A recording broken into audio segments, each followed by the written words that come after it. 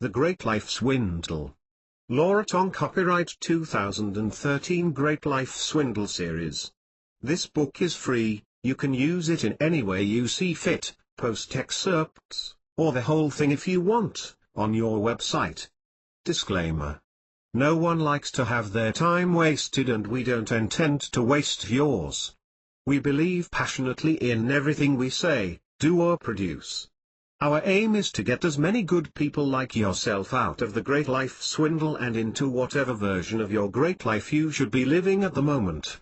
And we try to do it in a fun, entertaining way, because nothing worthwhile was ever achieved, taught or learnt earnestly that couldn't have been better, or more effectively achieved with a bloody good laugh. So the tone of our books is not always serious, but the message is. Please don't confuse the two. This is a free ebook. We do mention other books, blogs and products that we have created to help you recognize and escape the Great Life Swindle, and then go on to claim that great life that's waiting out there for you. If you want to go and check them out, some are free, some are not, then that's great, but we do link to them. However, this book can be read as a standalone read as well as an introduction to the series. Sometimes we use strong language, or swearing, or earthy language, whatever you want to call it, this because that's how we think and talk, and that's how life makes us feel sometimes. If you don't like it, please don't read this ebook, delete it or pass it on to someone who has different sensibilities. There are no miracle cures, answers, magic spells, incantations to the universe, or instant get-rich/successful/happy/tall/beautiful/fat or thin schemes inside, because we don't believe in any of them, and we're assuming you're smart enough not to either. The ideas here were not passed down through generations of wise old gits, from sage to guru. They are not the result of thousands of hours of meticulous research that proved nothing except what you already knew, that most experts have their own agenda.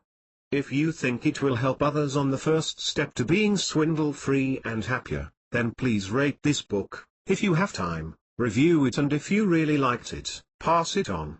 Introduction, Arguments with Yourself. Think of this book as a prequel, a bit like the Star Wars series, only less confusing. You can watch the first film, which is actually apparently the fifth in the series, and then watch the third, which is the first episode, without seeing but it's that much more maybe I choose a bad example. Okay, think of it as a collection of thoughts and inner arguments you may have had or be having with yourself, all neatly-ish, typed up. It isn't necessarily in a logical sequence, because that's not how most people think. Usually the brain goes back and forth, randomly attacking problems and ideas from different angles, until sometimes you feel like a mad person. You see, the problem with the Great Life Swindle is that it is so cloaked in normality, so universal, that when you're caught up in it, it's almost impossible to figure it out, work out what came first. From the inside at least. And that's the challenge, because the swindle is outside and inside your head. You need to change how you think as well as act, or more accurately, how you were taught to think and act. 9/10 of this isn't new to you at all. So what with the guy you haven't met yet, who rushed to gain a refund as his life was perfectly on track and knew it all already? Does it matter? Does it fuck? It wouldn't matter if the sense of it all was disseminated by black rats sweeping across the nation like a plague, same far-reaching epidemic results, but with less boils and more people left to actually enjoy the awesome alternative that is on offer to everyone, the life they should be living, their great life. So this book is a series of imaginary arguments with yourself, half-baked ideas and thoughts that might just be swimming around your head right now about how all this stuff really works: relationships, success, motivation, work, money, happiness, society, life. And maybe you've noticed that somehow what you've been taught, shown and told about all these things that make up life is a whole bunch of cock. Which is why you might find yourself disagreeing with some of the thinking in the book, because it is swindle-bound thinking. This is the prequel. The antagonists are still caught up in swindle-centered thinking. They recognize it but don't necessarily see the way out clearly. The rest of the Great Life Swindle series is a continuation of the process, with the end result you emerge swindle-free, able to hunt down whatever your idea of your great life is. The other problem is that when you're caught up in swindle thinking, you have to give swindle-based examples. So we mention money for instance because if you're caught up in the swindle you may equate money with success, happiness, desire and a whole load of other stuff. In truth, sometimes none of this has anything to do with money, it's just a byproduct or not even part of the equation, but it's universally misunderstood, so it's a good example. But you haven't got all day, so let's get going. Life rule for the common man. No. 101 You do not need self-improvement, you need life improvement. You're fine as it's your life that sucks. You're fucked in the head. We're all fucked in the head. Your sister's fucked in the head, your workmates are fucked in the head, your parents, school teachers, boss, government, the whole world's fucked in the head. There is so much head fuckage going on that none of us are getting the great life we want. What a senseless waste of what could be a fantastic life. It seems that from the moment you're born, people are telling you crap, they're stuffing crap in every hole. Man, they are really cramming it in there. It's coming along as caution, advice, opinion, scare stories, panic, worry, arg. If only they'd stopped, you might have had a chance. But they probably didn't, and now you're an adult and crap is pouring out of every hole. Much like when you were a baby. Only by now, you think crap, hear crap, speak crap, watch crap and probably eat crap. But this isn't a book on healthy eating because that would be adding to the crap. Eating's easy, right? We don't want a crap life anymore, we want a great life. You've had a really good idea, and I mean a really good idea, a groundbreaking, fortune-making, incredible idea, but where did it go? You've had others too, fantastic ones, large and small, business and personal. Some were a bit wayward, some were off the dial of lunacy, but supposing you had managed to try some, or even one of them, life could have been very different. You could be looking at a very different future right now. If you piled up all the great ideas that have never seen the light of reality, it would make us all very angry, angry for the lost opportunities to try something, prove ourselves and feel great about something we did. So we're going to find the way and break out with fun. Because we know what happens, we've all been there, that masterstroke of an idea, it was pure genius, it had all the hallmarks for success, originality, simplicity, doability, there was probably even a market for it if it was in the business sphere. The truth of all this has been proven, because some other bastard has since done the idea and made it work. Sometimes on a scale of international success, sometimes on a smaller stage, but either way we briefly despise their very being for having the gumption to do something we didn't manage. We want to be the ones up there, we want our ideas out there, whether big or small, financial or charitable, business or personal, and we really want others to see how great an idea we have. But something has stopped us so far, and we're looking for an answer. Not a scapegoat but an answer. Sometimes when making the transition from who you're, to being a super happy, successful person with life sorted, there seems to be a few distasteful stages to go through, and blamed might just be one of these. Nobody wants to admit to looking for someone to point the finger at, but damn, it makes us feel better for a while. It eases the disappointment a bit, sometimes quite a lot. Hell, we're as human as everyone else. After all, we like fried chicken as much as the next guy, or maybe fried chicken veggie substitute, each to their own. So maybe if that's the current stage, it needs to be worked through. It does make you bloody tired though, and it would be great to get through it quickly and clamber out the other side. It's all the conflict, all the bloody earnestness that does you in, it's so knackering. All the trying to do two things at once with three different ideas and having no real idea who the fuck we're anyway and how we're supposed to behave and what to do next. Surely it doesn't have to be like that?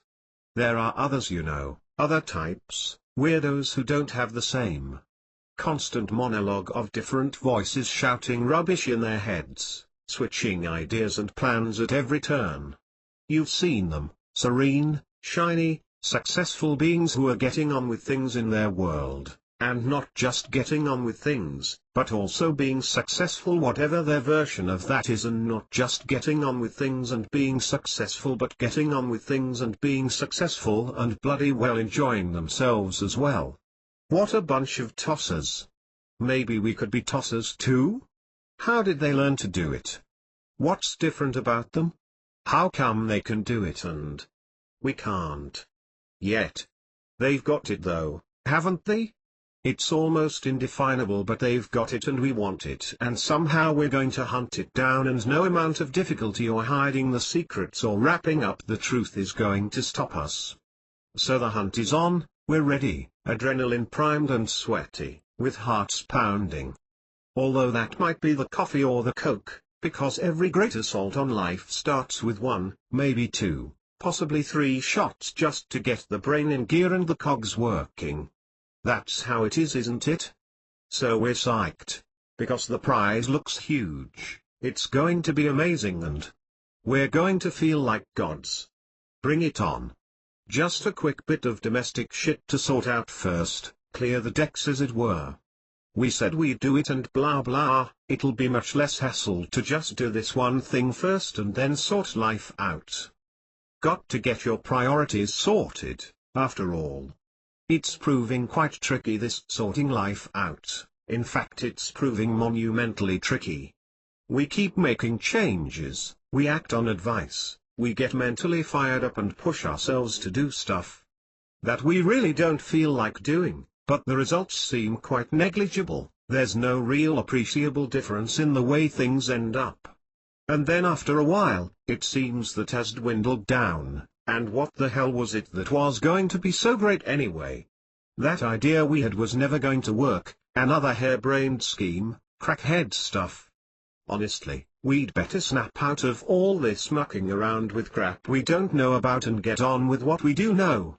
After all, everyone else around us is doing that, aren't they? Let's have a go at that because they're happy, right? They've got a good handle on things, life's looking good, and they even have time to watch TV and go on package tours and hoover the car on Sunday morning. Man. Our lives are a mess of half-finished projects and half-baked ideas and no future at all. What the fuck is our future? It's going to take something radical to get from here to over there, that great life where we want to be, but what? Change the way we do things? Behave. Maybe we could change, if we had an example to follow.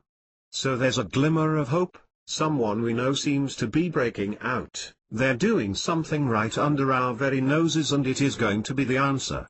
They are absolutely certain of it. It's going to be just the thing to get them where and what they want, and it's going to happen in time for us all to see it. The party starts, the dreams are brought back out of the cupboard, promises are made and smiles fill every room in the house. We're there. We're right there, faces pressed against the glass, squinting to take in every piece of progress, ready to imitate to the letter. The grass starts to grow up around our feet as we wait for great news of the new life having arrived. It's getting embarrassing hanging off the windowsill week after week. Can't they hurry up and get there? We want to imitate. We want what they promised each other, we want what they want, and frankly, waiting any longer is an idea that pisses us off. It pisses them off too, and the dreams are hurled into the garden with the full strength of an angry mob, left to rot. Bugger. That was supposed to be our ticket out, some info on how to do it, how to have an idea, formulate a plan and emerge full of the expectation of life being fun and what we want it to be. Others around try it too, at various stages in the year. It's your year, and they are sodding around taking their time about it. Can't they hurry up? We want the answer, but enthusiasm starts to be overshadowed by the embarrassment of being the gawping guy, always asking questions, always looking on. But how the hell else are we going to find the answer? And what happens when it all stops? The energy for trying things disappears from your group, your circle, and then what? The bastards are bailed out.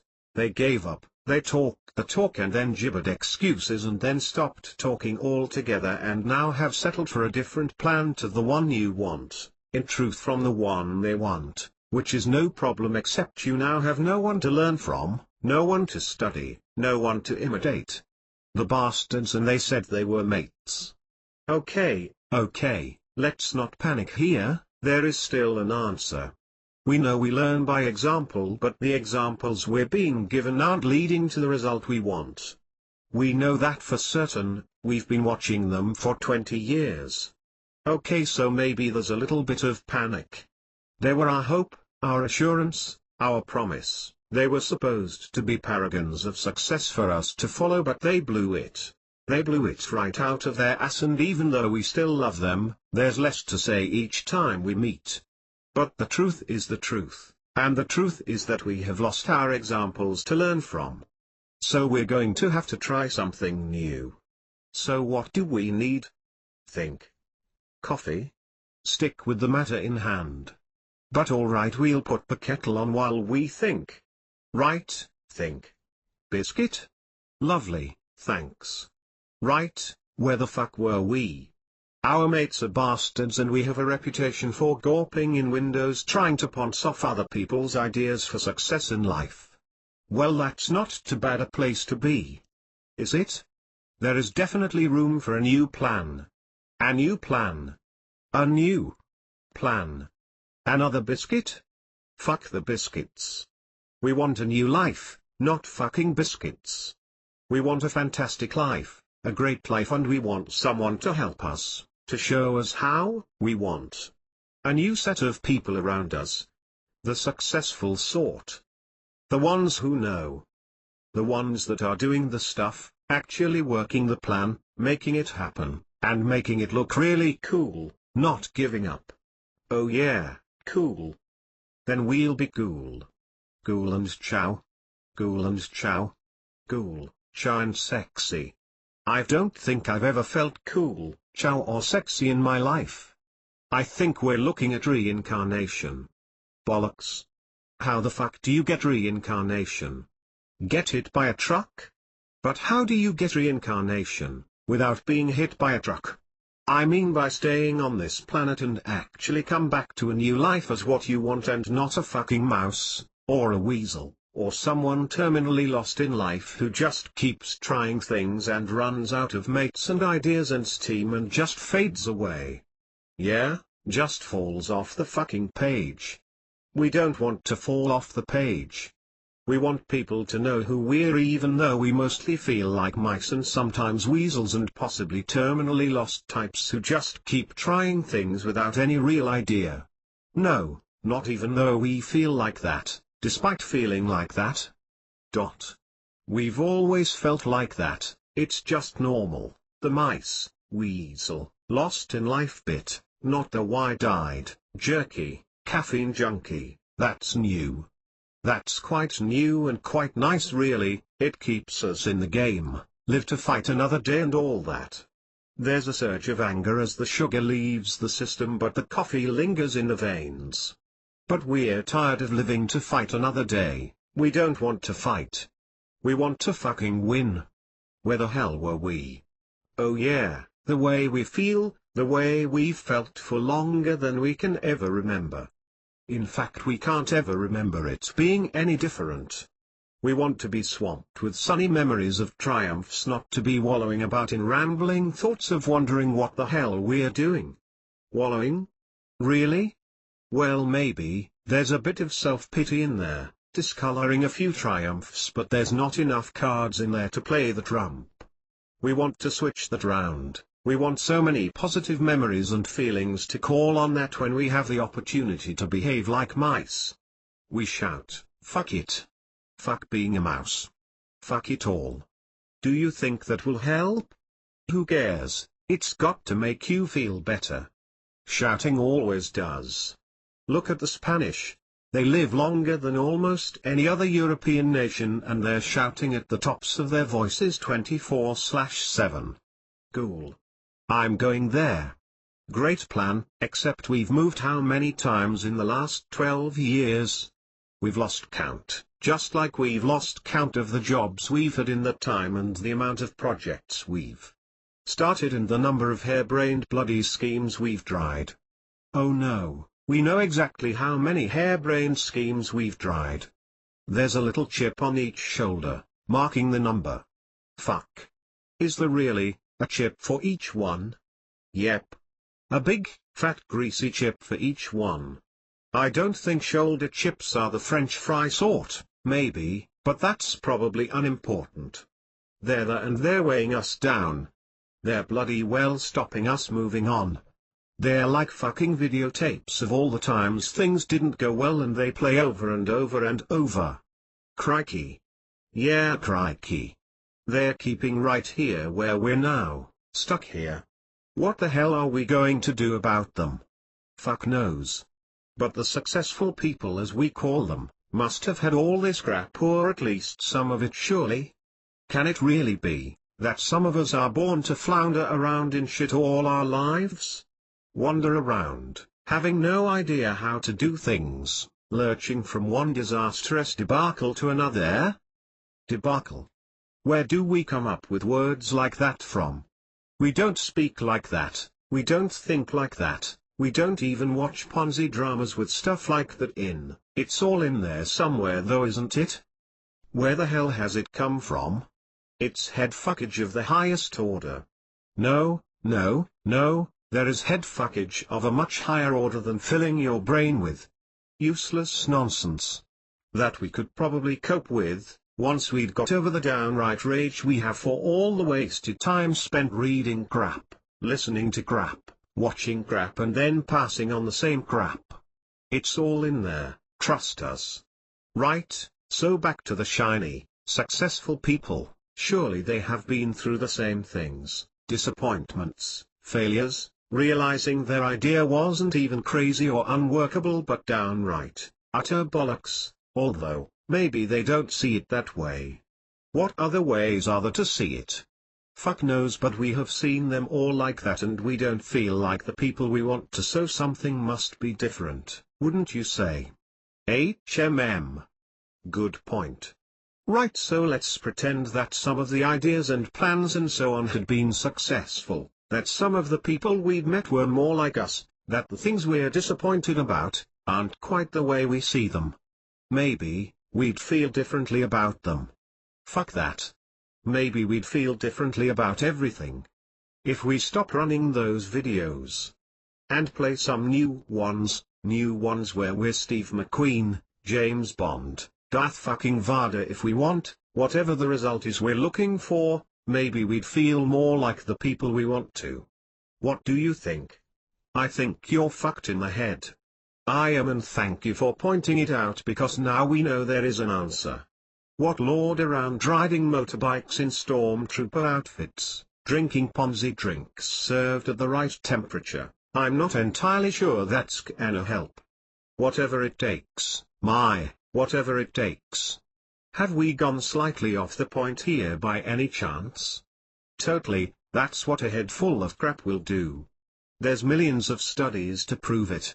Yeah, and there are studies that say if you eat French soft cheeses you're less likely to die in a plane crash, but they aren't useful either. We need studies of the people we want to be. But how do we get them? Think, damn you. Internet, everything is on the internet now, there's bound to be loads more shit to fill our heads with. We need to see it for ourselves, we need to do it, try it, taste it, live it, breathe it. Have you had a stroke? Looks like that to some people, doesn't it? Yeah, it looks like that to me. Yeah, me too. But not to the people doing it.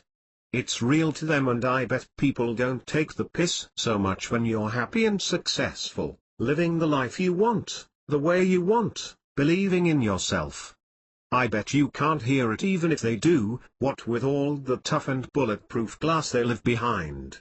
You know, if we take the piss out of the people we want to be, we're really in trouble.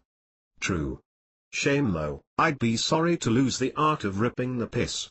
It's taken years to get to the point where we have an opinion on almost everything and everyone, and hold a complete arsenal of outrageously humorous, no, hysterical remarks, ready to pull out at the drop of an aardvark. The truth can be such a bastard.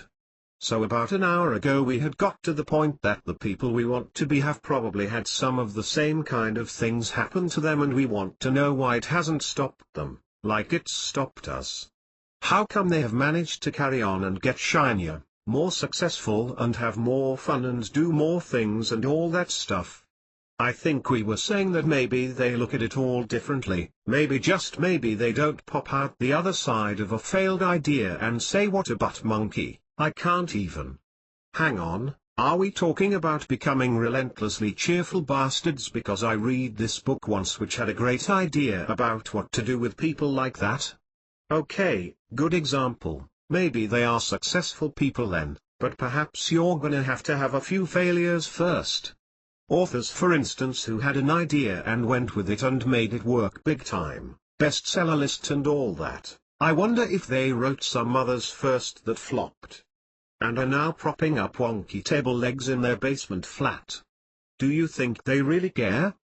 Probably not, I guess. Once you've started to be successful on your plan, I suppose you just keep going and feel more fantastic as it goes along. Might be a few ups and downs along the way, perhaps. Oh yeah, a few ups and downs, what's it, trithemes and all that. Okay, so we need to be successful at something first then. Bollocks we do, otherwise how the hell did everyone start who hadn't been successful at something? Fuck knows, it's a vicious cycle of banging your head on various walls. I don't think so, I think they kept going until they had been successful. To deep man. Slow down, your fucked up head is going to explode. We've been told all our lives that if at first you don't succeed, do the same old shit over and over again, hoping for a different result. You know that. Yeah, and I know it hasn't worked. Not for us, not for everyone we know, and not for everyone around us who isn't doing things the way they want. It's just more crap on top of the crap. You're told by swindlers and clowns that it will be too difficult, it's a saturated market, it'll be too painful if you fail, you'll look a right twat if you put everything into something and end up falling on your ass. Life rule for the common man: no. 1 Failure is success. Sweaty bedfellow, if you want to make out with one, you'll have to be make out with the other. Another perceptive revelation. We're working out all sorts of stuff here. Yeah, and then we're going to do something with it. Honestly, don't you feel we've been talking all our lives? Sometimes I think I've spouted off more than all the loudmouth politicians on this planet about stuff that needs sorting and things that need changing, and when such and such is done I'll get round to getting off my fat sweaty ass and do something. You've come over all livid again. Maybe. Look, this'll sort it out. A duck walks into a pub. Are you taking the piss? Not in the slightest. A fucking duck walks into a fucking pub? What the fuck has that got to do with us being reincarnated and feeling like gods? Nothing. Right, thought not. What about the duck then? Nothing, forget it. Forget it. What? Tell me about the bloody duck. Clearly, you're not ready for the duck yet. Is being fucked in the head terminal? Because, honestly, we don't see many people breaking out of fucked in the headville. It seems far more popular to wallow around wondering what the hell is going wrong or what the hell happened in life than to suddenly spring up shouting hooray, for having sorted out how to be happy and successful. How many people have actually made it, the transition that is from fucked in the head bloke to oh so sorted sexy guy or gal? How many? Not many, not very many at all. Well, we haven't met many anyway. The possibility that this is because of the circles we keep is too impossible to fully consider just at this point in time. but we firmly established to the point that it cannot be denied, that there aren't very many of them, well certainly less than there are the other sort, you know, us. So what does it all mean? That natural selection exists today and some are born to success and happiness and that the rest of us are monkeyed into being monkeys all our lives? Well, fuck that out of someone's backside. We can refuse to accept it. Yeah, if even one person has made it out of being a monkey into whatever version their version of successdom is, then that's good enough. True, so what you're saying is that every breakout from being a member of the fucked up head collective, across to the other side, brings fresh and new hope. Bang on. There may not be that many, but technically one is enough. And thankfully there are probably a few more than that. Okay, we've probably worked out that in reality there are a hell more in the world at large than we first thought, which is fantastic, because now we have people to believe in, even if we don't know them well enough to follow and imitate up close and personal as it were. Cool. So it's decided then? What? We're going to buck genetics, upbringing, current life situation, experience, opinion and head fuckage and break out. We're going to become the bad boys of success and kick some ass. Sounds great. There has, however, been a bit of a gathering of thoughts that it might take a bit more effort than we first envisaged, which is crap and unfair and bollocks and fuck, we wish it was different, but it isn't. So shall we whinge like fuck first or get on with the job in hand? I'm definitely up for the whinging option.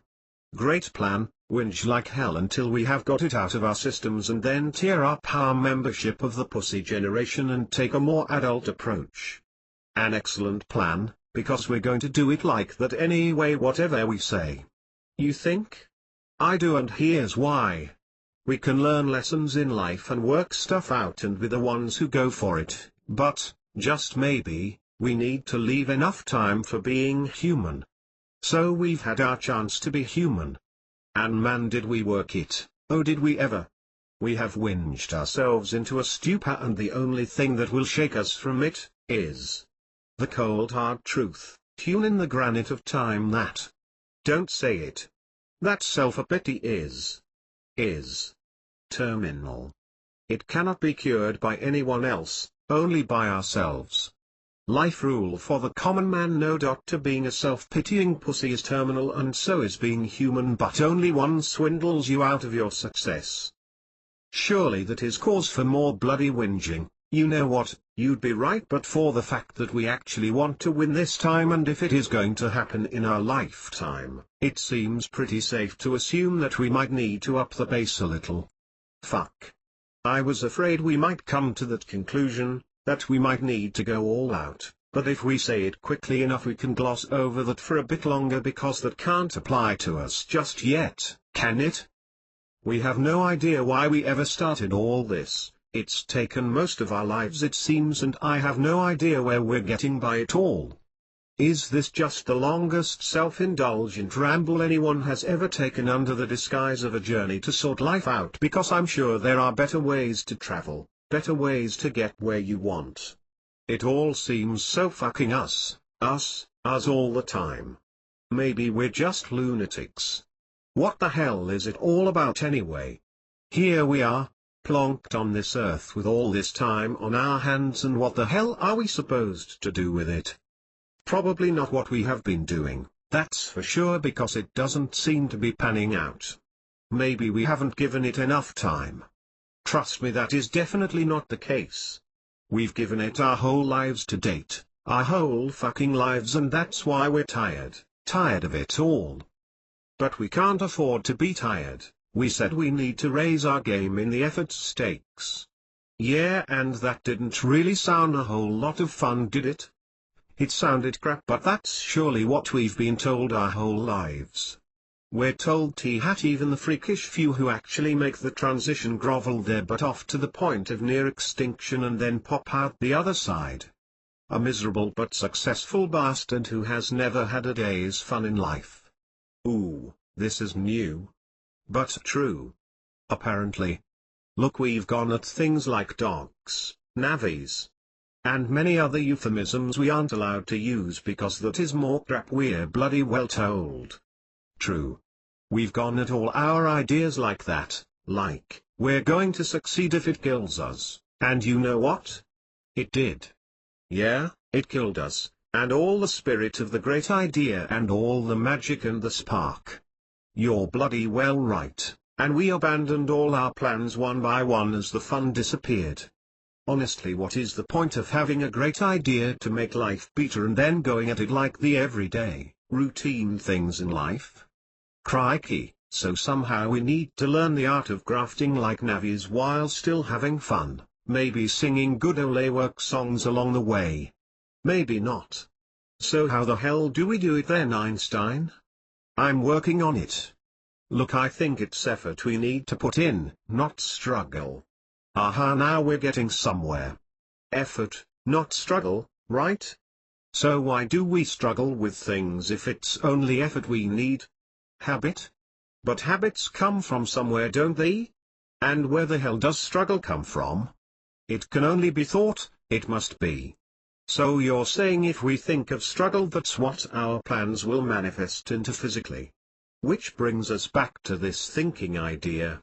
That somehow the way we're thinking about stuff, the way we've been taught to think about stuff, is screwing things up each time.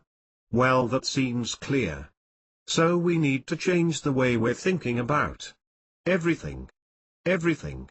The whole shamoodle.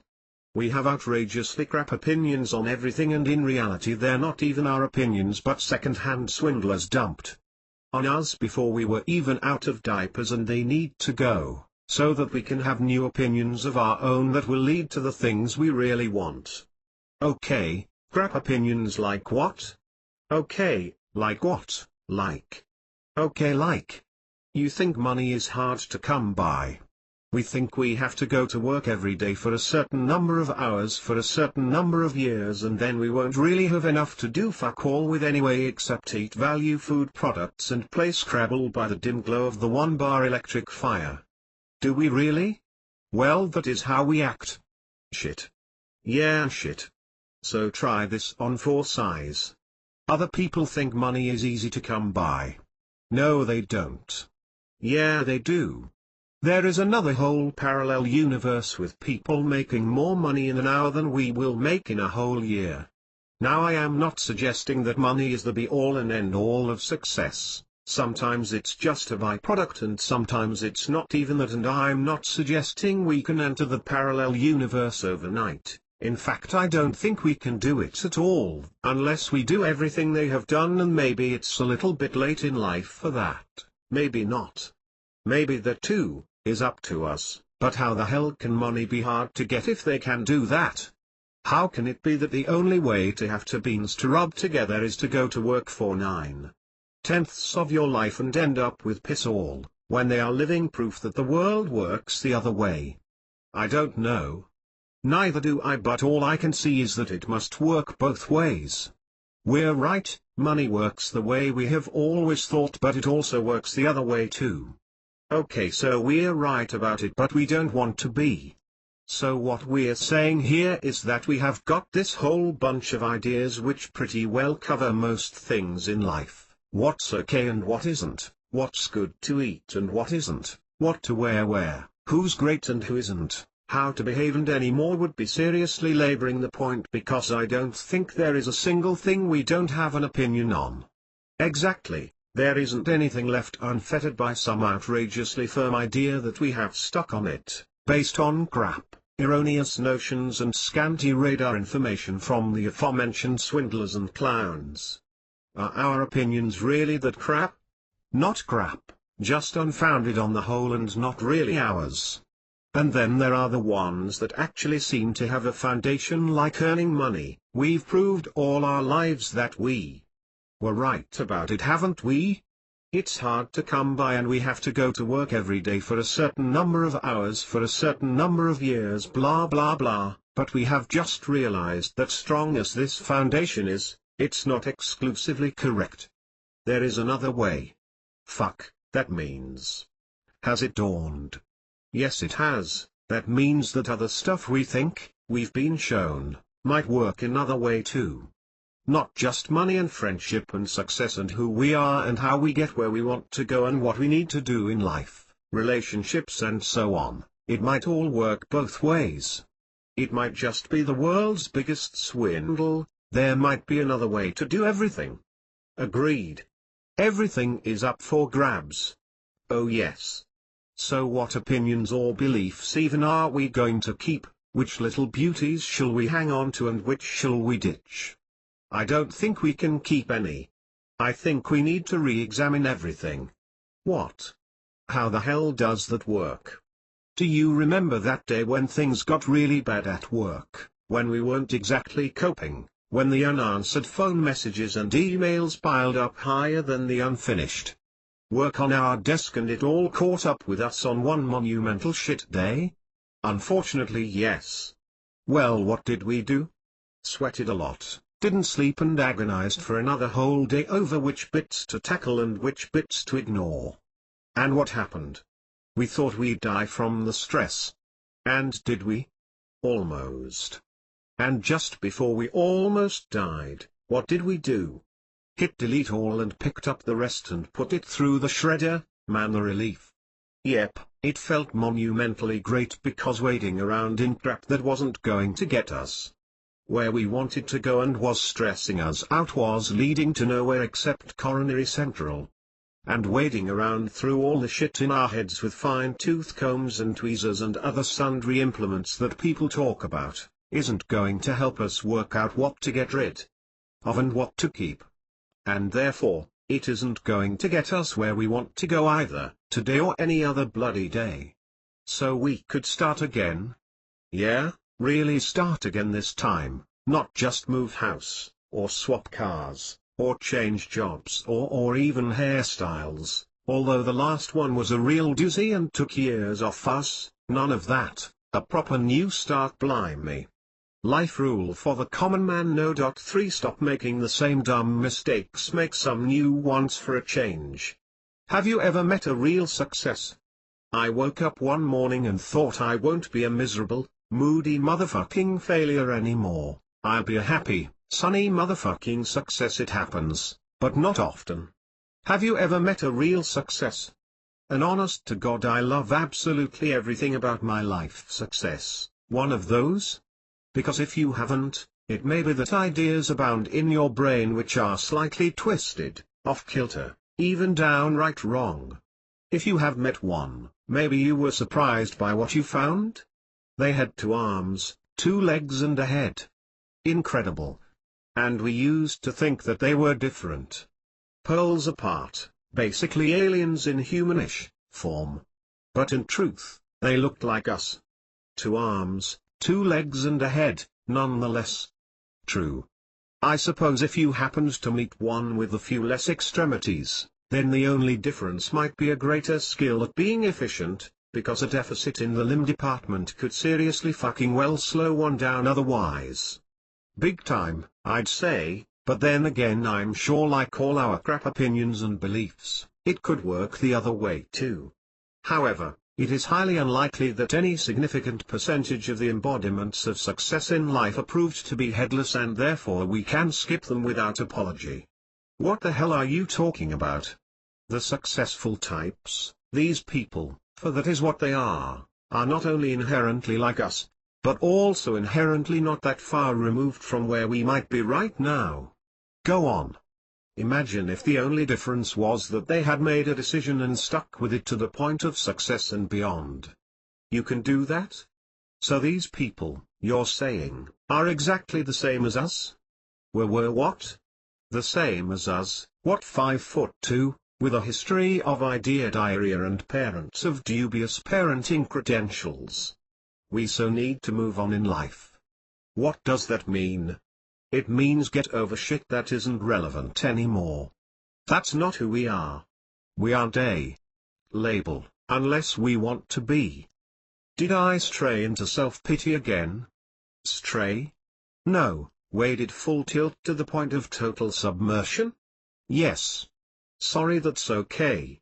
Look, we're saying that the people who are where we want to be started out just like us. It's a simple case that they did something about it, whatever it is. I really am trying to follow this, but all I'm saying is that in general terms, specifics aside, most people aren't born like that. You know, successful, happy, good relationships, they and their lives were like us at some point. At the point where life wasn't the way they wanted it, just before they turned it around by taking action and doing something about it. You know, sometimes it's like having a conversation with myself. Yes. Exactly that. Yes. What about those bits that seem like a head start to us, and don't shout me down here, starting as we are from this point without an awful lot in our favor. I know what you mean, and it would be a lame argument that glossed over such seemingly crucial defining factors as initial bank balance on startup. It's easier with cash behind you, right? Bloody right. Education, it's easier for public school graduates, right? You bet your sweet ass it is. Upbringing, it's got to be less challenging with the support of a loving family backing up your sense of personal worth, right? Undoubtedly true, all of them. True, and yet examples abound of people who have succeeded big time in something they really wanted to do without any of those essentials. True. Thank you. So those things that seem so essential, more than essential to those of us without them, are in fact, red herrings. In which case it has to be said, maybe being an ant isn't so bad.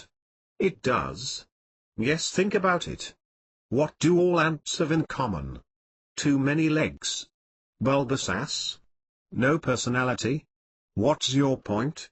My point is that being the same as everyone else is a complete bonus, because it means if we do the same as someone else we can have the same results as them, assuming again that we really do want those results and we're not just taping people without first making sure we are on our plan this time and not some swindler's plan hoisted on us. Can it really be that simple? Why the fuck couldn't it be? I don't know, it just sounds a bit simplistic. Just because someone else has done it, that we can do it too.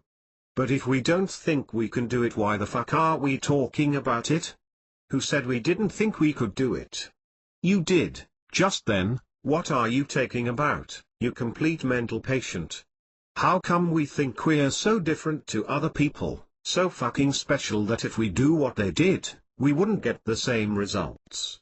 Life rule for the common man: no. 4 Don't dream of being someone someday, do something radical about being you today. If only we'd realize that we're exactly the same as everyone else, then we'd realize that we can have exactly the same results as anyone else, assuming we want those results.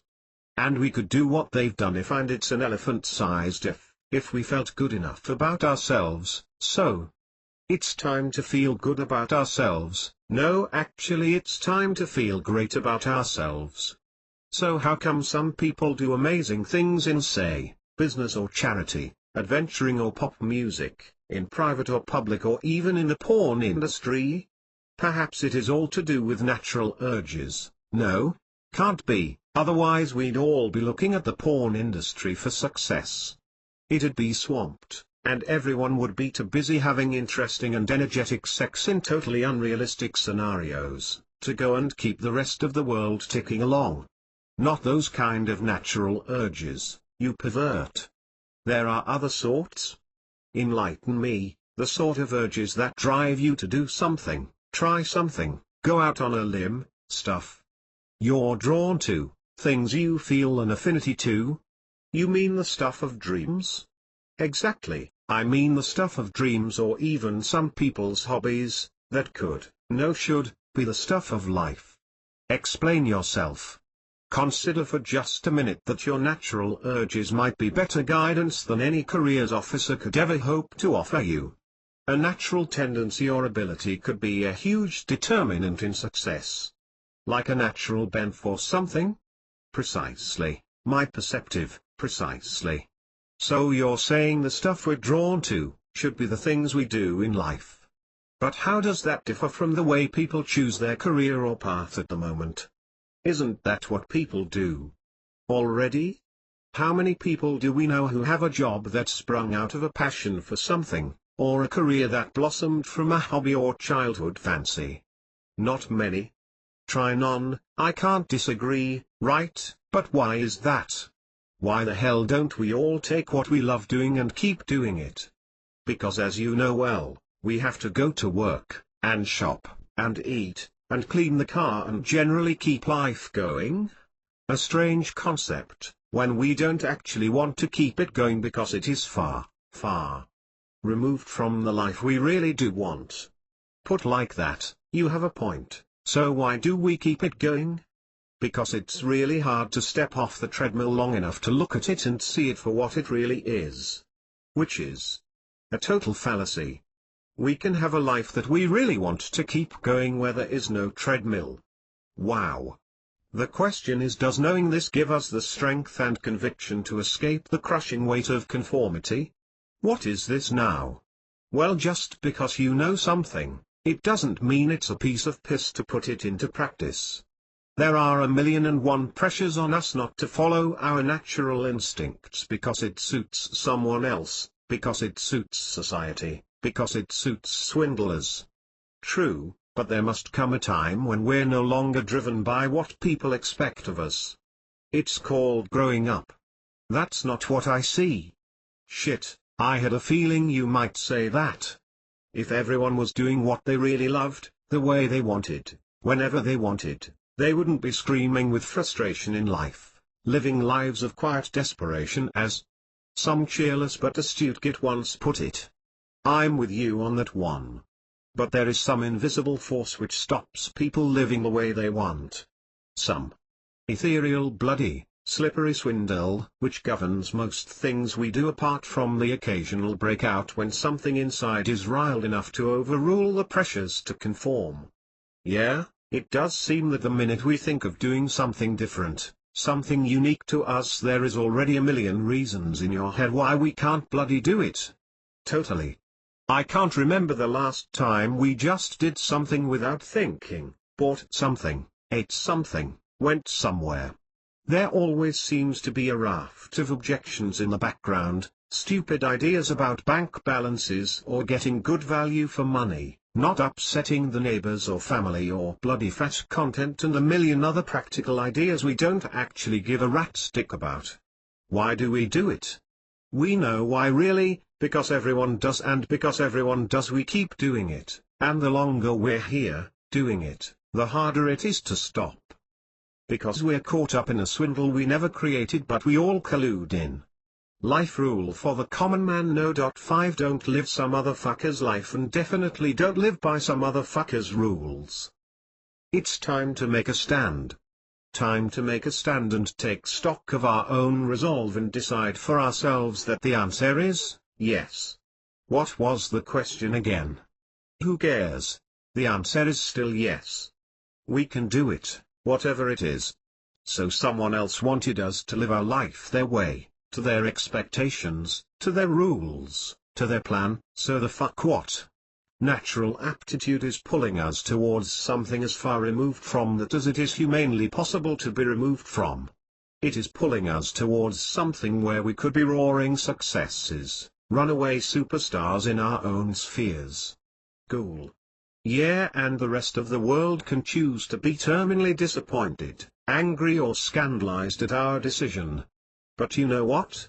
Their disapproval will probably be less hard to bear than us floundering our way to third-rate success in a field we weren't cut out for and probably hate, wouldn't you say?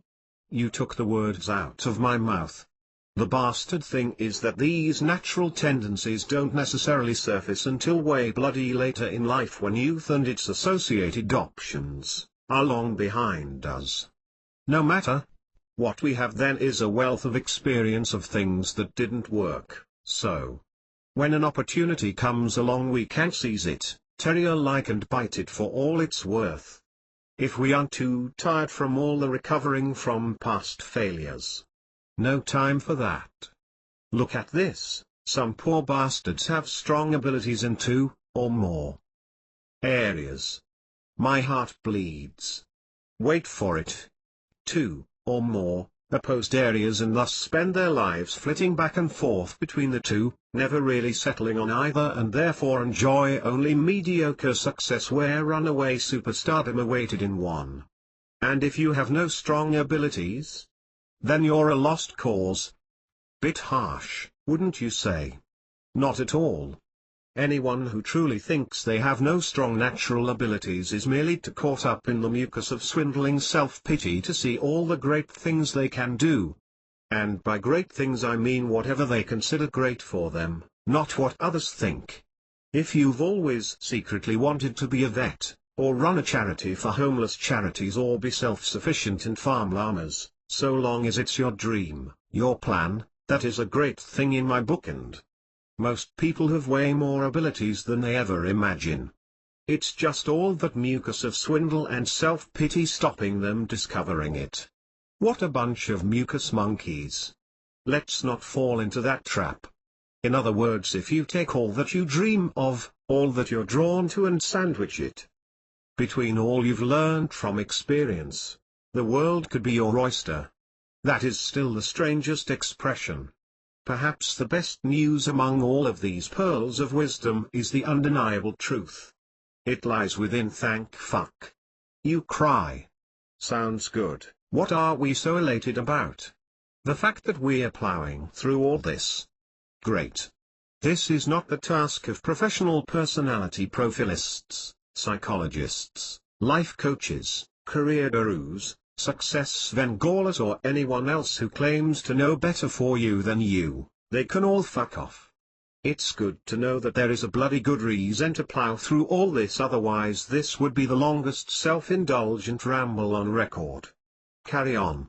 You know what, we should make up our own statement where that makes our stance clear on those life-swindling, interfering types who feel the need to infect someone else's success with their own foolproof formula for mediocrity. Maybe that W'll help to keep them at bay. Fancy going around bandying opinions and advice so swindless that it stops droves of ordinary people from getting that great life they deserve, and that adds to all the head fuckage we have had to contend with every day. What a bunch of assholes. Whilst we're all at it, we could also make our own statement where with slogans on what not to. And categories could fall into such areas as, watch, read, listen to, take notice of, give up own ideas for. Get the drift? We should have written on our first statement where, stop fucking with my head. Seems a bit of a big leap from where we are, being quite so outspoken in public. Maybe, but we've been told all our lives that things work a certain way and that's the end of the matter. The only trouble is we have been out there a while now, and we've looked around and realized that some people are doing things a bit differently, in truth, more like completely the fucking opposite, and things are going great for them. Far from living off dog excrement and licking the bins clean, they are actually having a ball, and have plenty of everything they need. Even loads of cash, which, let's face it, is often the really sticky one. So it was bullshit all along. Complete and utter bullshit all along. Trouble is we've looked around and realized that the plan we're on will lead us to the ordinary life we see around us. And on some days that life looks quite good if we're honest. It looks really good.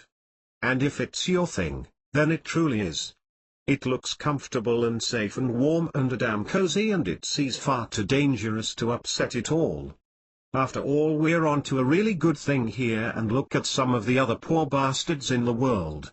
I do get confused about whether it's fantastic or not sometimes, and that sounds like the ravings of a loony. I do know that. Me too, until I remember we think it will pan out a certain way, which in truth it will, but in even greater truth there is nothing in that panning out that we actually want. Just a bit of comfortable living until we cark it. If the world suddenly stops spinning because in truth your plan might be to sit in that job for example for the next 20 years, but that doesn't mean you have any control over whether that actually happens. Other people are making plans and they may or may not include you and yours.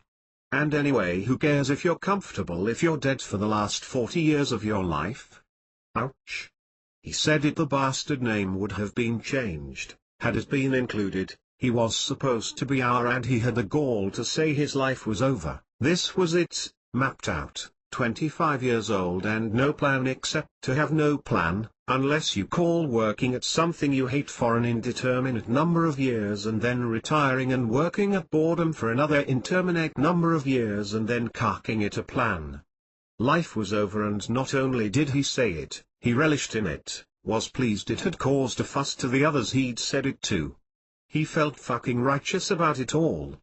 But how can you live a life that's over? Technically a life that is over makes you a dead person, doesn't it?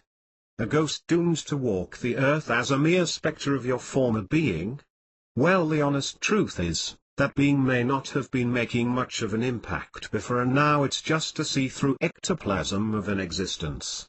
It doesn't seem worth the bother, may as well just lay down. We've been guilty too, though.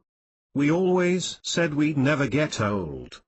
And then we looked up one day and realized fucking old age had got its snarled and slightly unhygienic, musty smelling fingers on us.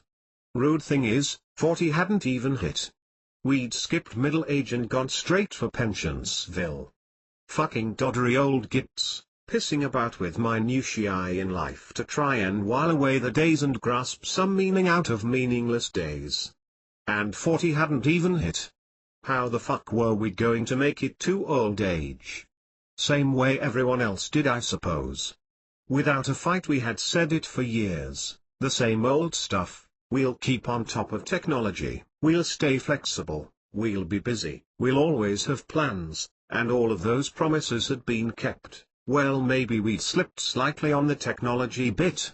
Everything does look the fucking same now, tiny, shiny, sexy polished chrome, or of course, white plastic, but then one day it hits and the memory has been lost as to how, or what sparked it, but for some reason it was so blindingly obvious that frankly it was embarrassing.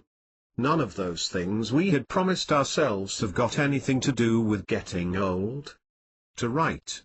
We could be the oldest net nerds in Christendom, the busiest bastard ope on the planet, even the guy in the cemetery with more plans executed than any other busy bastard pensioner. But what about how we think and how we feel? What about the promise that we would feel great and go after the things we wanted? None of the promises we'd made said anything about that, did they? They didn't say we'd always think the world was fantastic and that everything would turn out awesome and we'd have a ball in life and do the things we wanted and be what we wanted. Somehow that lot got missed. But now it's bleeding obvious that the only thing that really stops people getting old is the belief in themselves and in their ability to build themselves an awesome now and future, a great life in fact. Which is why you can be old at 20 if you believe in neither, or young at 50, it's up to you. Bollocks. Bollocks. Thing is, the life force has gone. People we see have the kiss of death about them, hexing each other with every conversation and spreading propagandist rubbish about life, with absolute disregard for the mental damage done to those around them. They end everything conversation with the "well, that's because life's like that, you can't win, someone else always holds all the cards," and other life-destroying, success-stupefying, soul-shredding, swindling propaganda. Perhaps it would be fair to push their faces through something satisfyingly solid like a windscreen? Absolutely, and it would come out in court that the perpetrator, the evil swindler behind these foul words, had the vicious intent of suckering others into a dull and decaying life of death and deserved everything that had been dished out to them. Hell yeah. Although in the interest of balance here, many of these negative bastards are just victims of the swindle as much as we are. HMM. Is the duck in the pub relevant here? Absolutely. Think you're ready? Who are you taking advice from? We've been told that if it's difficult, it isn't worth it, and if it's difficult we won't make it. But the people that are making it realize that it is hard but they can make it, and sometimes it could actually be fun as well. So why don't we believe we can make it? Because we need to start seriously looking at who we're taking advice from, hanging around, learning from. Check them out, it doesn't take long, or probing, or complicated research. Just look at them. Okay, and then what? Ask ourselves, are they living proof of what they are telling us? No. Of course not, because those people are busy getting on with the business of minding their own business, and unless we ask, they probably wouldn't think to interfere in ours. Being far too busy with their own. Correct. It's the ones with all the time in the world that are keen to foist their ridiculous, ill-founded, ignorant, unwanted and dangerous theories onto others. These people should be rounded up and branded. Indelibly branded on their foreheads. Yes, so that the rest of us could see them coming and organize the building of a wall that the Chinese would be proud of to make sure these fuckers stay the hell out of our lives.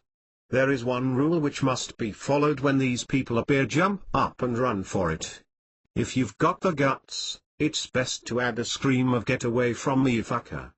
And if you really care for humanity, gesticulate wildly to point out this asshole to everyone around who might otherwise be infected by their disease. Perhaps just a little bit overdramatic? Overdramatic. These swindling bastards are entirely, wholly and completely responsible for the situation we're in now. Let that sink in a short while. Once the brain has really taken this in, it could be safely guaranteed that you will have no trouble screaming in their face, pointing them out for a crack drain marksman to pick off, because anything else really would be too good for them.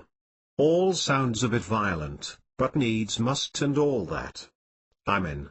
Now, the really good thing is that from here on in, we can no longer blame these messengers of doom, because now we know that we need to steer clear, keep our ears closed to the nonsense that will otherwise rot our brains from the inside. There really is no excuse for continuing to listen to them.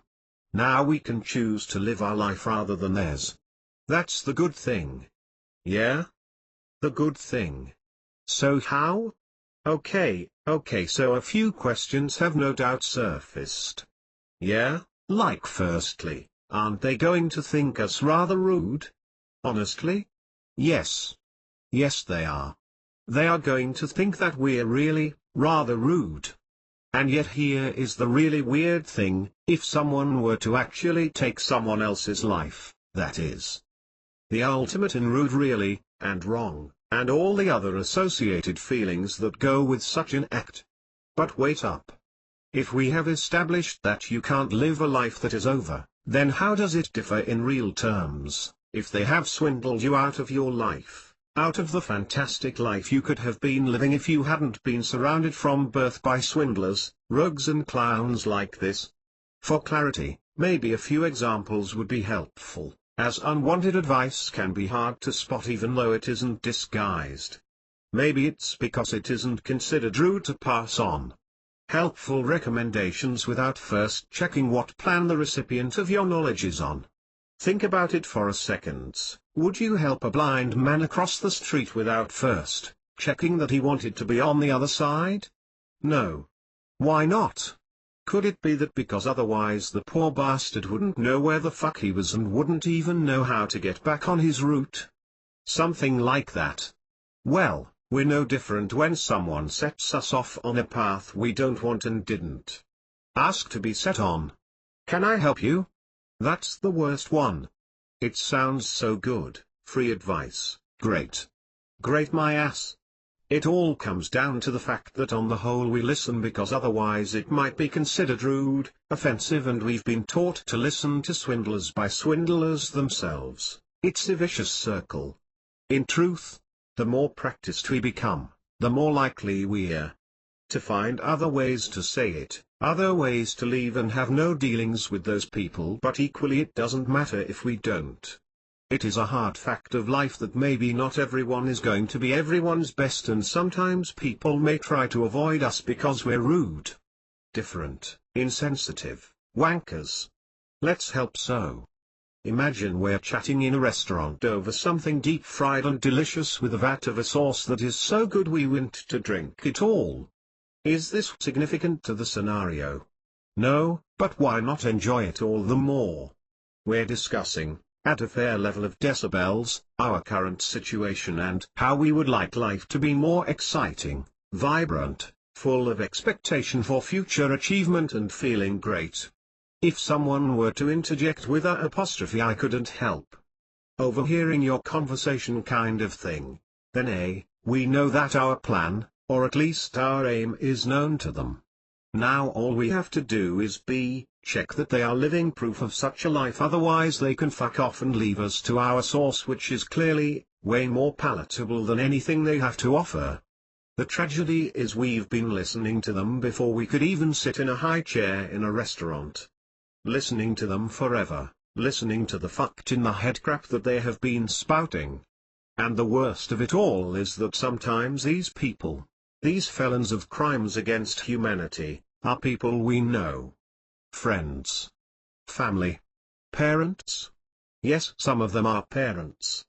And many don't even realize they are perpetuating this swindle onto yet another generation, well-meaning but honestly. Stop. Take stock of life as it presents now, for that is what lays ahead, and ask, was it really worth all the sperm and sweating and labor pains for that to be perpetuated, ad infinitum? The poor little bastard doesn't want to go to school for 16 years, then work for 44 or more, then if it survives, sit in slippers for the remaining 5 or 6 wondering what the fuck happens to its life and what the fuck to do with what remains. But then again, if that's your bag, then fine. But that wouldn't be us shouting our opinion all over the place, would it? Bloody right. People can choose to listen or not, it's not directed specifically at anyone in particular, just an observation for those like us that have been looking for something else. So for all of us, the opportunity to think for ourselves and make our own plans and future could be the answer to it all, rather than being the bastard thing in life we do our best to avoid. Oh, that's kinda hurt. True, but isn't that why God or the government invented TV and jobs? That is very true, but surely if the transition from where you are now, to where you want to be, isn't instant, then there must be people at various stages along their path. Maybe we might bump into someone who is nearing the nirvana of their aim but hasn't quite completed it all. Or someone who has just seen the light and now sees that there are other ways, although ideas and experience are still thin on the ground. What about those who are half in and half out of the swindle, as it were? Do we need to stay away from them? Probably not, but, and it is an enormous elephant-sized but, we need to be very on the ball, because even though they are on the path to where we're heading, they might fall off, and when that happens, others can go too, and we don't want to be the ones that fell by the wayside. To write. Especially as we were actually making progress and had actually learnt some very valuable lessons. These people and us, we could have a lot to offer each other in terms of support, encouragement, fuck it, having fun, and basically just knowing we aren't the only ones in the whole universe who feel that life could be better, no, life could be great. Maybe it's just a case of hanging on to that idea and making sure that our chosen company have done so too. Life rule for the common man. No. 6 You don't have to listen to crap, whoever it comes from. No fucker has the right to swindle you out of your future. Ever. This exercising our right to choose is bloody hard. It's not surprising many people think it is impossible. There is an all-pervading, general unwritten ruling about behavior, social codes of conduct, which, were it to be written down, would probably fill a Vatican, 3 times over in 30,000 volumes, divided into categories to cover every situation with subclauses and sections to ensure no eventuality was left unscripted. That would be very impressive. Consider the laws of the USA. Their statute books now proudly hold over 1 million laws, which might take the average person 7 average lifetimes to even read through, without allowing time for understanding fuck all they're actually reading. How on earth are they supposed to be upheld? Precisely my point. It's either a complete mystery or they aren't supposed to be adhered to, and it's just people like the old, you and I that try and follow them all. Those rules might take at least 7 lifetimes to digest, and yet we have tried to follow them all, in every situation. And after extensive study and research at great personal cost, it can be written here in black and white, without excuse, that adherence to all the rules has left us confused, frustrated, knackered and even slightly paranoid? It can't happen. They cannot all be adhered to. Hell, half of them wouldn't even be understood. Why is it rude to call your teacher by their first name when they choose to bark at you with nothing more than a yell of your surname? Why is someone else's wish to have the window shut more valid than yours when you're sweltering? It doesn't make sense. Imagine if we adhered to our own rules of what is right and wrong, rather than anybody else's. You what? Be serious. Fortunately, the publishers have read ahead of us, and had the good sense to make this page 73% more e-absorbent than those preceding or following, because they knew there would be a great deal of spitting and frothing at the very idea of everyone playing by their own rules. It would be sheer bloody chaos. Maybe it would be Armageddon. Maybe how the fuck would anyone know what to do? Maybe they wouldn't. But it is chaos. Armageddon does break out over the simplest of things, at work, in relationships, everywhere, and on the whole, people rarely know what to do, if they are honest enough to admit it. And as a side note, most of those people, those shiny, successful people play by their own rules. There's a clue there somewhere. Policy of truth. Can you believe what some people consider acceptable? Can you believe what they did? The cheek of it, the barefaced bloody cheek. A total and utter disregard for anyone else's view. Honestly, it's a miracle that they can sleep at night. And not a word of an apology. It would have been so good to say something, ask what the fuck they thought they were doing. And how the hell are we going to stop it happening again? I don't know. It has gone so far down the line now, how on earth could we say anything? Next time, it'll come out all right, come out right at the beginning, the minute they start, and then there'll be no misunderstanding. It's not that we're cowardly types who can't express ourselves, rather, that we're keen not to tread on others' toes and have the world go round in harmony and happiness. How does that work when we then seethe about it ever afterwards? Seethe? Are we seething? That event happened probably 3 years ago, in fact, knowing how time goes, more like 5. So, doesn't that sound like seething? A bit maybe, and holding a grudge? Steady on. Oh bollocks, if we can't even talk to ourselves honestly, what help is there for relationships outside of our head? Go on, think about it. All this living in denial is great for the pathological liars of the world who aren't actually looking for answers to a better life. But for those of us who want it different, and I assume we do actually want it different and haven't just spouted off all this time to exercise our larynges. Because if we really do want it the way we have been shouting about, there are some really easy, fundamental things that will make it work. How come you're suddenly so wise in the ways of changing life?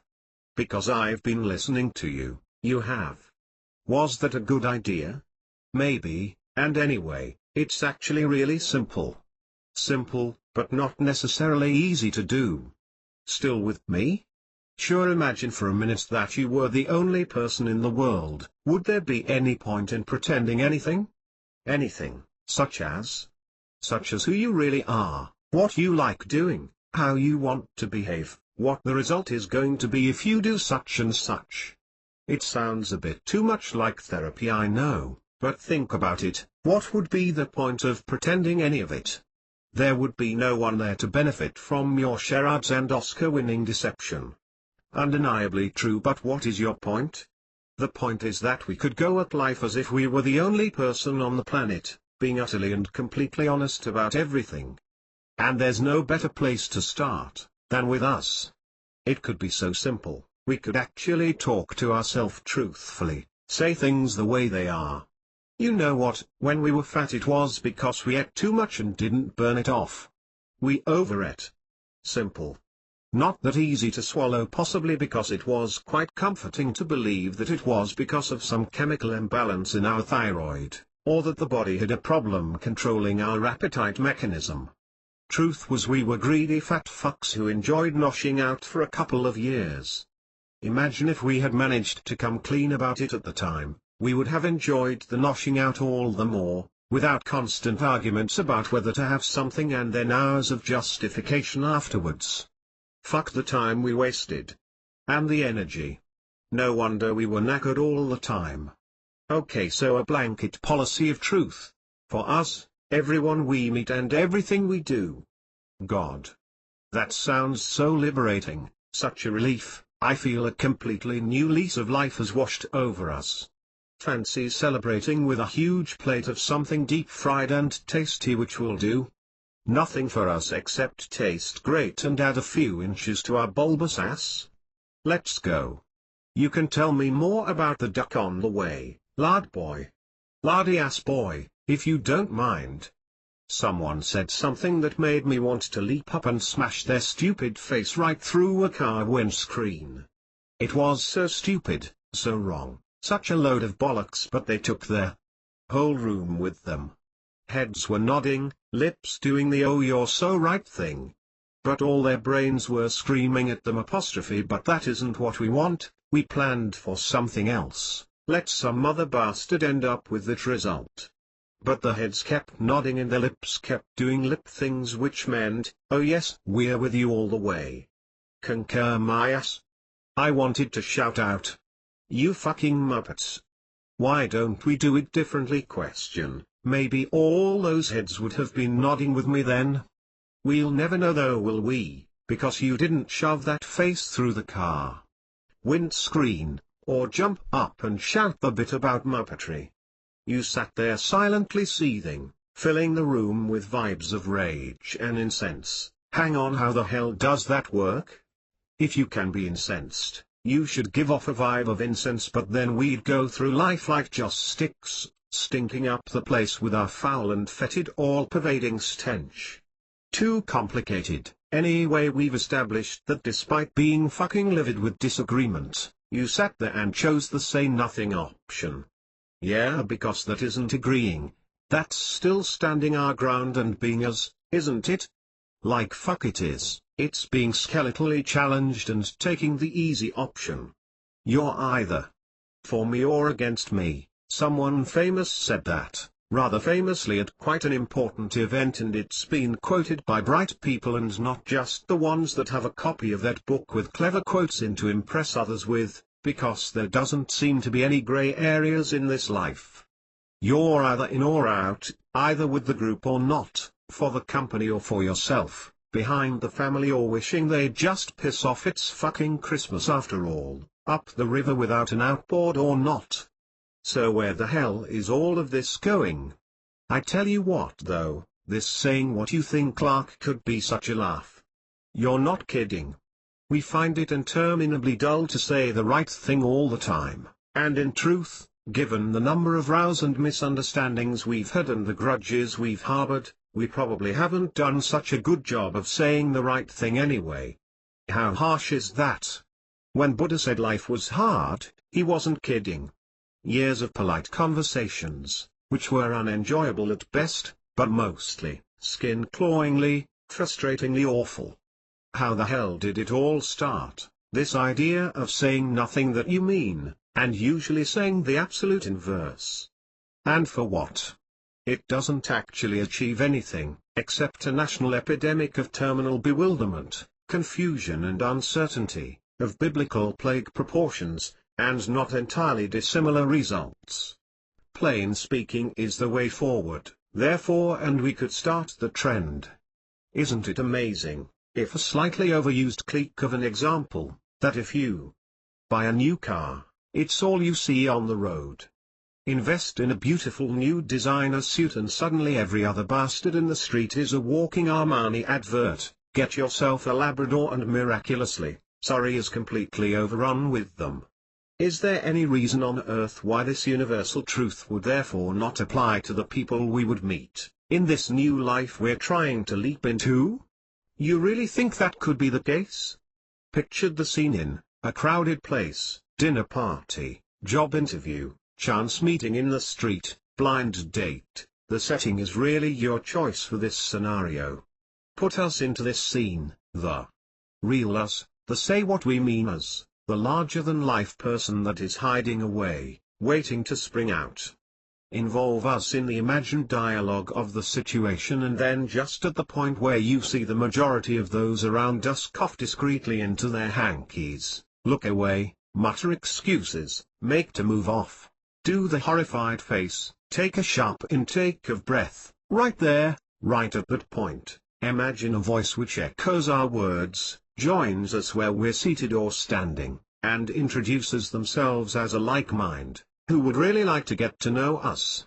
No pretense in this friendship, not there, not in a month's time, not in a year's time, or even several decades further on, because it was the real you that attracted them. Wow.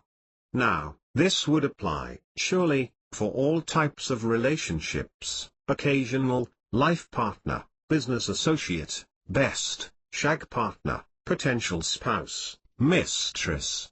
How better a start could one wish for, than knowing what sort of person you have got your hands on, whether metaphorically or physically, depending on the relationship? How much time could we save? How many extra lifetimes could we have to actually spend, doing splendid things with these people, in the spheres in which our lives coincide? Better yet, how many real conversations could we have? How many people do we know who we feel actually enhance our time on this planet? Sounds a bit mercenary. I agree. It might even make us a little uncomfortable under the collar to think about, and answer honestly. However, we're robust types, and furthermore we're alone and thus have every opportunity to be frank. How many? A best. A loving partner? A best and a loving partner? If you can throw in a family member, then we're in the Premier League on this one. Chances are it isn't more than 2 or 3. Busted. Now this isn't inherently a problem in life unless we're looking for a greater circle of influence, more quality input from those around us.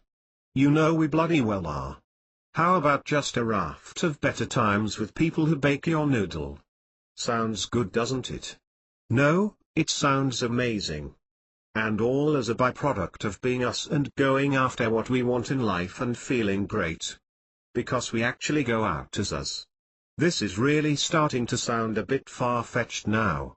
Clearly, that needs to sink into our fucked up heads, because if we really realized what was on offer, we'd be doing the conga all the way to Timbuktu and back. That's quite a way off, isn't it? HMM. So come on then, what about this duck? He's walked into a pub. Every day for a full fortnight consistent. And every day he's walked up to the bar and ordered a Campari and a grapefruit before. Hold on, a grapefruit? That's crap. There's no way a duck could dig out the segments. Oh lordy. You so aren't ready for the duck yet. Have you ever wanted more? You see, if life looks great and you've never wanted more than you see, fantastic. Really fan-fucking-tastic. Oh yeah, that would be a good reason to leap up, pausing only to grab your receipt and sprint full tilt, Linford Christie style, straight to the shop or onto the computer and demand return my money because my life is panning out exactly as I wanted and therefore I have no need of this book. Those around you will no doubt throw an impromptu celebration in your honor and will probably also want to touch you, for your kind are rare. Probably pretty easy to spot someone on the other end of the spectrum then? Yeah, and anywhere along it. If they were looking to actually live life, they'd probably grab this book, the minute they saw it, devour it right then and there, without bothering to pay for it, then hurl it to the floor screaming, I am saved. Thank fuck. There are others who believe that life could be great. Does that ever really happen? I reckon they do exist. There are some people that are entirely content with their life, whatever it looks like. I agree completely. I also think there are plenty who have a feeling, a deep down in the bollocks feeling that things really could be different, better, more like they dreamt of. Like us. Like most people.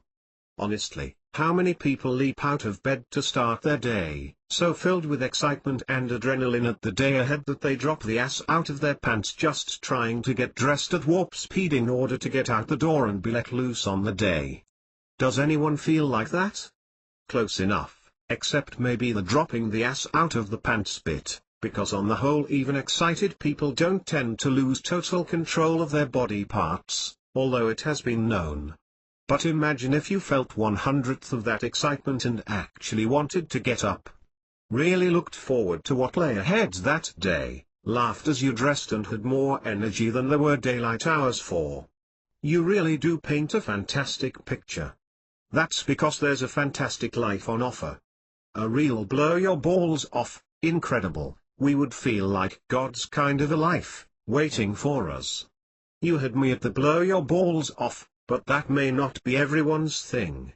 But that's the point, everyone can have the life they dream of, and they would be poles apart from ours in most cases. Everybody's would, because we're all individuals, except you and I who are one and the same. For some, life can be a bit more pipe and slippers than Hellraiser.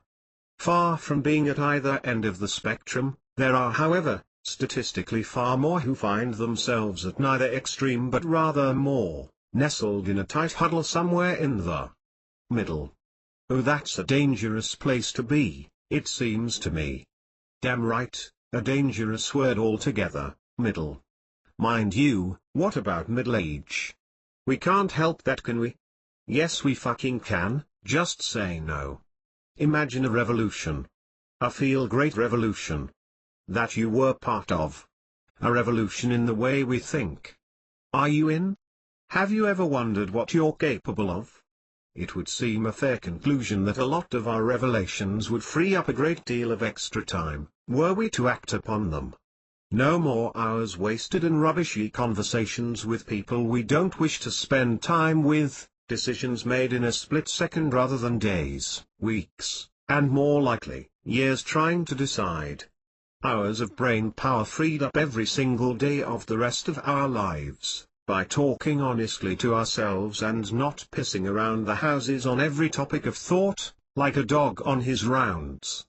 Add to this, our newfound energy at the joy of being us, and suddenly the picture looks less appetizing than the life we have now. Less appetizing? What the hell are you talking about, you complete moron? Here it comes, what the fuck is this about now? We spend years trying to free up time and then take hours to read all the stuff in this book, looking for answers, which you say yourself are in these very pages, and now you tell everyone that having freed up loads of time and energy, that we don't want it. You, sir, are getting on my tits, no worse, you're fucking with my head. Head fucker. Bless you for your honesty, fuck off. Let me put it another way. Does early retirement look good? Didn't we try it and think we would die from trying to fill the interminable hours we had, with nothing to do? Yes, but if we'd done the things we'd really wanted to, it wouldn't have been like that. Precisely. If, are you saying that we haven't ever really done what we wanted to do, but always some watered-down version, and therefore all the effort it would take to get to this point be for the random age the wise old sages in Parliament degree is appropriate for us to reach official old duffer age, and thus have large amounts of time on our gnarled hands, is not looking like an attractive proposition? Yes, in a few less words. And would you add to that, that as our lives seem rather dull at present, any more time available for being bored shitless, is not really something we would sell our grandmother for? Well, I'd sell her now. Me too, but not in exchange for more tedium, monotony and disappointment at another day gone without excitement. Precisely, my point way back at the statement apostrophe. Suddenly the picture looks less appetizing than the life we have now. Point taken and assimilated. So this is just another part of being fucked in the head then? The fact that we don't actually spend our time doing the things we really want to do. Not things that are okay, and not too bad, and at least. Blah, blah, blah. Apostrophe, or alright, not those things but the things that make us soil ourselves with excitement at the idea of doing them. Add to this, our newfound energy at the joy of being us, and suddenly the picture looks less appetizing than the life we have now. Those things? Those things, yes. My fucked up head is really struggling to picture that. We'll get there. Audacity capacity. Have you ever wondered what we're capable of? You what? Maybe not. There is, after all, no reason why you should. But it makes for interesting thinking if you're in search of a different life, a better time, more excitement, feeling fulfilled, wanting to make our mark on the world, or more specifically trying to change one aspect of life as it stands now and in the future, for unless we change how we act now, life as it stands, is our future, biblical flood aside. In these cases, and many others, wondering what we're capable of, makes for interesting thinking. Blimey, where has this all come from? I suppose if doing things makes us feel better about ourselves, then doing great things makes us feel incredible, and doing fuck all or less than we feel we're capable of, makes us irritable, nasty, rat-toothed, unpleasant wastes of other people's oxygen. How fantastic then, that these things and more, are all possible, feasible and ultimately available. Imagine if we achieved all that we were capable of, we would be looking at someone else's life right now.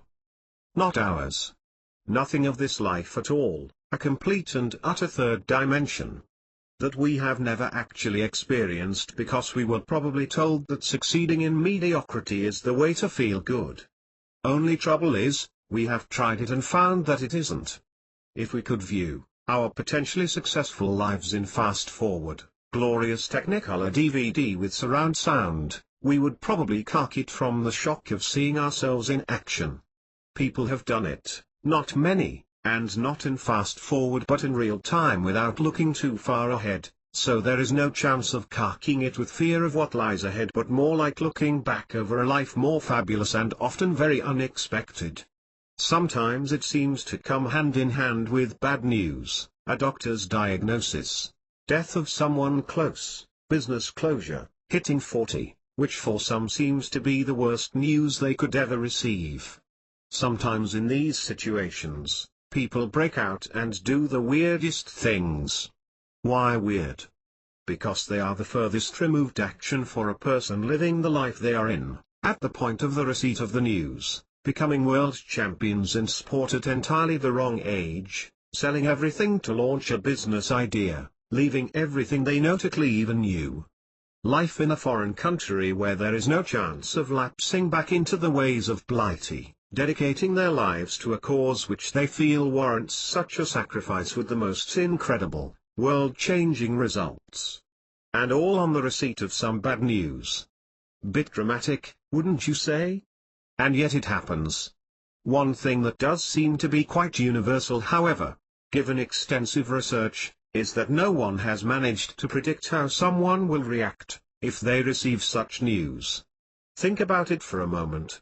Doctors are given the unenviable task of passing on the equivalent of a death sentence on a daily basis, if we were to look across the full spectrum of those in practice. People do actually cark it on a daily basis, some of them having been forewarned by the aforementioned doctors. Depending on market forces, government policy and which way the wind is blowing on a certain Monday, businesses fail in either their tens, hundreds, thousands or tens of thousands on a daily basis. And today 14,876 people hit 40, in Britain alone.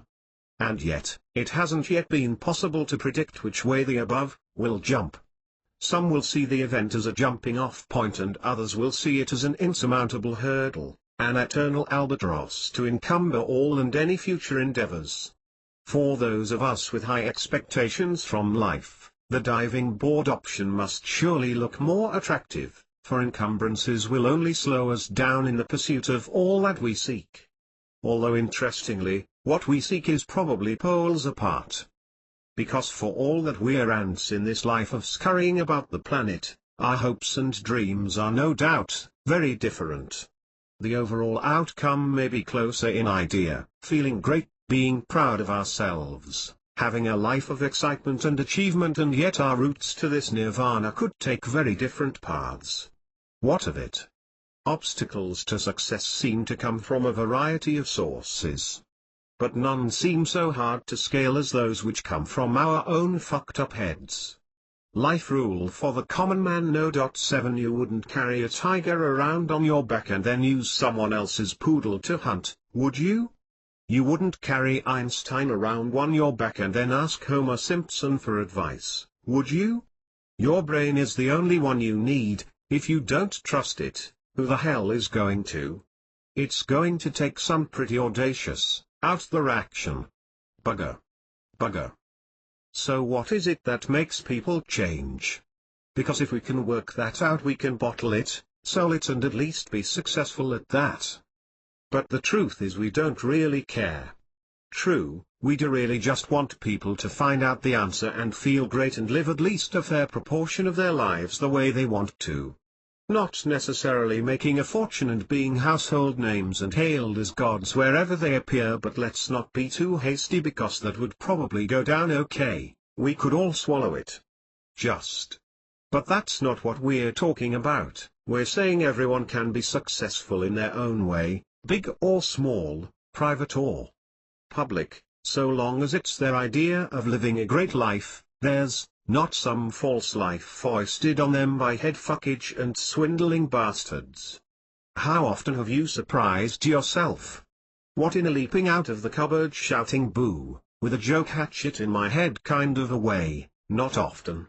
No, in more of a shouting out the answer to a quiz question, be it during a friendly Trivial Pursuit challenge with the neighbors, or whilst vegging out in front of Who Wants to Be a Millionaire or similar takeoff program.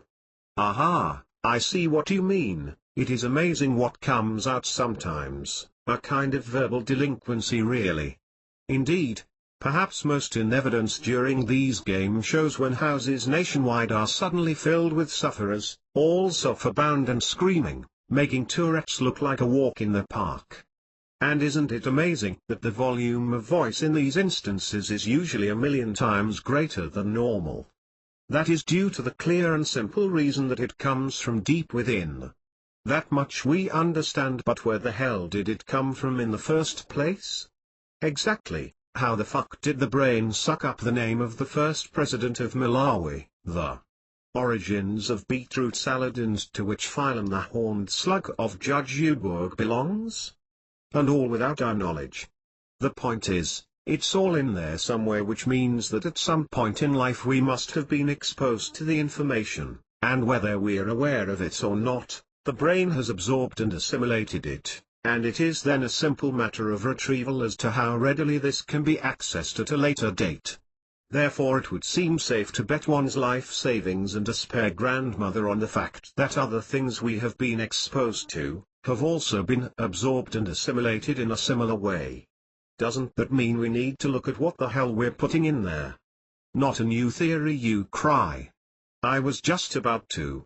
And rightly so, yet how come night after night, houses are filled with the miserable, depressing, scaremongering shit put out by the makers of soap operas and so-called documentaries, to name just a few. Soap operas, a slice of real life? And documentaries, factual reporting, my asshole. Thank you. An interesting point, as, in fact, incredible though it sounds, your asshole would probably deliver a far more factual report than most documentaries, given that it is completely impartial and objective, having no axe to grind, and no opposable thumb with which to hold the handle. So how come this crap is so popular? And by crap, I mean to express my opinion in no uncertain terms, of how low I hold these dangerous, treacherous and ridiculous programs in esteem. Truly, mankind has nothing to fear from the next ice age or the sun exploding, or the reinvention of dinosaurs, because long before any of these events could take place, humanity will have long evaporated in a smog of wretchedness and melancholy, angst and despondency, which will be attributed after investigation by those that follow, entirely, to the garbage with which man filled his head. Are we being a bit unfair here? Life rule for the common man. No. 8 The size of your TV has nothing to do with the size of your success. And the number of channels of crap you can access is not in proportion to how far you've come in getting that great life you've been swindled out of. Well, TV is not to bear the full weight of blame, for there are plenty of other mediums, obviously the internet, books, magazines, music, newspapers, theater plays, school curriculum, old war stories perpetuated by deluded, doddery old gifts, family horror stories swapped over the dinner table.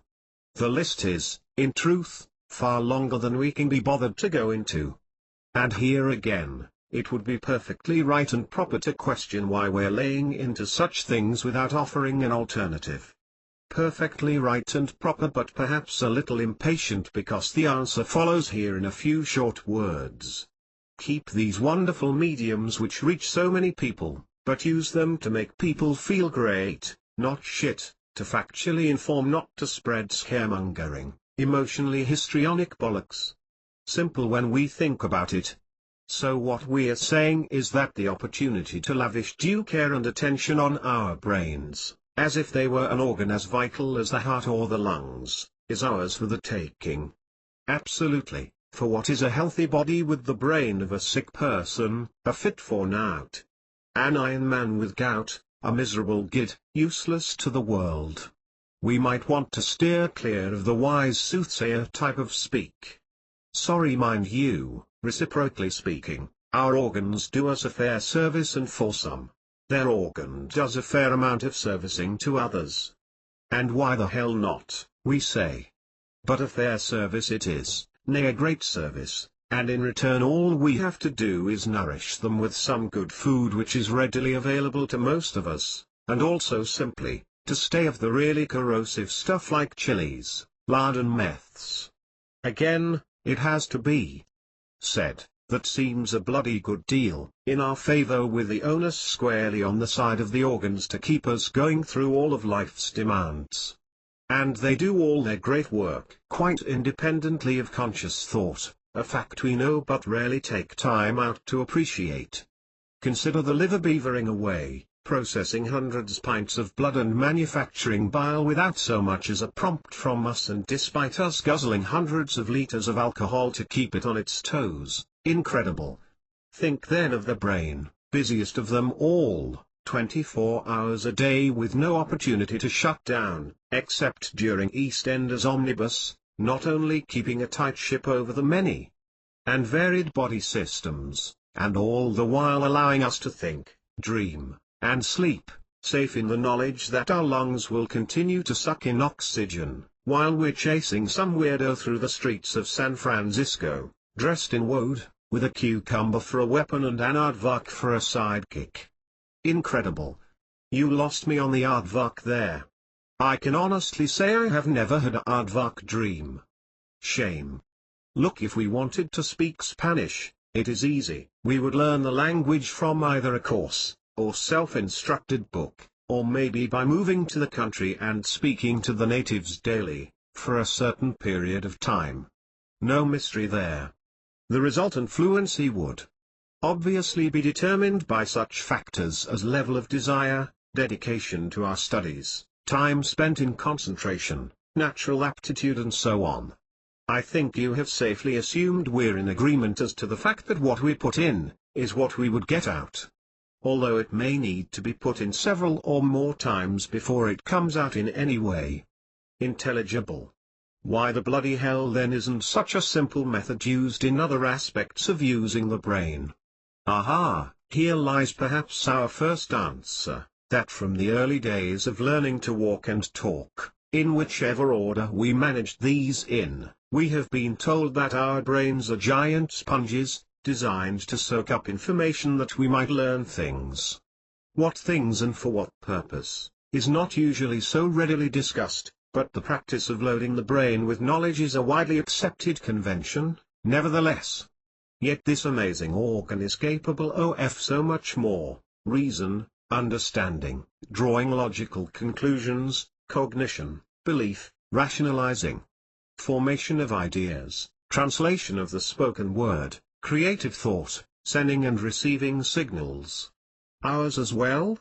Ours as well. If we were to put our brain to the real matters to which it is eminently capable, it would quite literally blow our mind. HMM. So the barman then, he's got to be part of this, right? It can't just be a butter duck. Am I getting close? Ah, indeed so.